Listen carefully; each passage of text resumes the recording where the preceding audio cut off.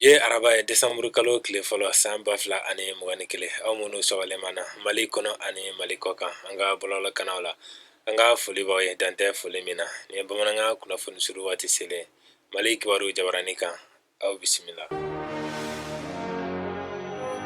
Kunnafoni daminɛ na an b'aw ladɔnniya ko Petaru ni tasumamafɛn tɔw cili kɔnɔ gouvernement ye laseli kɛ kunu tarata Novembre kalo tile 30 san 2021 ka Petaru ni tasumamafɛn tɔw cili kɔn o fɛn pɛrɛta minnu kanulen don kosɛbɛ san laban ɲɛnajɛw la ka sɔrɔ a kɔlɔsira k'u ye fɛn jugubaw ye jamanadenw ka basigi la ka da jamana cogoya kan. O de kosɔn basigi ani siviliw lakananin minisiriso b'a da jamanadenw tulo kan ko Petaru ni tasumamafɛn tɔw cili kɔnna Mali fan bɛɛ. Lakanabaw bɛna jateminɛ kɛ sariya in labatoli la mɔgɔ mana minɛ a kɛli la o bɛ ɲagi ka se a dan na. Faamuyali ko ɲuman o ɲinilen don maliden bɛɛ fɛ.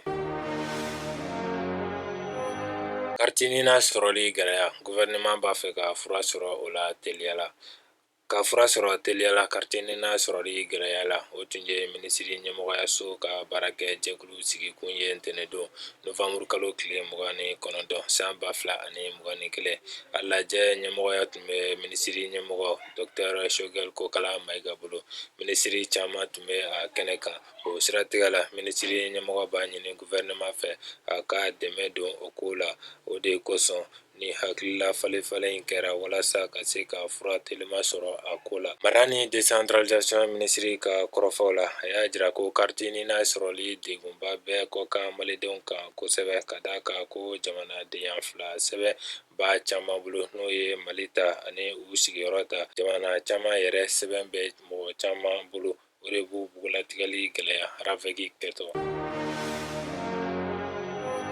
Kojugubakɛlaw ye denmisɛnnin 2 faga Gawo. Mɔgɔ 2 su yera Gawo kin naaninan kɔnɔ ntɛnɛn tɛmɛnen na. Seereyaw ka fɔ la kojugubakɛla 2 donna u ka dugu kɔnɔ ka se ka mugu wuli denmisɛnnin 2 ninnu na ka u ka jakarita 2 ta an'u ka wari caman ka bɔ ka kɛnɛ minɛ. Kabini kɛlɛ donna Mali kɔnɔ san 2012 waati la marifa sɔrɔli ka nɔgɔ jamana kɔrɔyanfan fɛ kojugu. A kɛra marifa sugu o sugu ye o feereta bɛ sɔrɔ Gawo sugu la. O waleya in de bɛ ka kojugubakɛ caya dugu in kɔnɔ kosɛbɛ.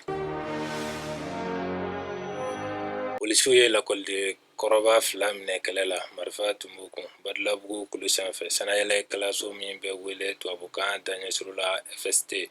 O kalanden kɔrɔba 2 minɛna Bamakɔ polisiso 4nan fɛ ntɛnɛn don Novembre kalo tile 29 san 2021 pistolet 2 tun b'u kun. A kɛra kɛlɛ dɔ senfɛ u 2 bɛɛ b'u si hakɛ san 20 kɔnɔ. Kalanden kɔrɔba 2 ninnu b'u san fɔlɔ la sanayɛlɛ kalanso in na tilegan wagati polisiw y'u minɛ k'u to kɛlɛ la marifa b'u kun. A kɛra kunnadiya ye tɛgɛda sera ka k'u kan polisiw fɛ ka sɔrɔ se ma kɛ marifa ko ma fɔlɔ. A bɛ san caman ani siɲɛ caman bɔ lakɔliden kɔrɔbaw bɛ kari ɲɔgɔn na Badalabugu kulu in sanfɛ ni bɔ yɛrɛ bɛ kɛ a kɛlɛ dɔw la.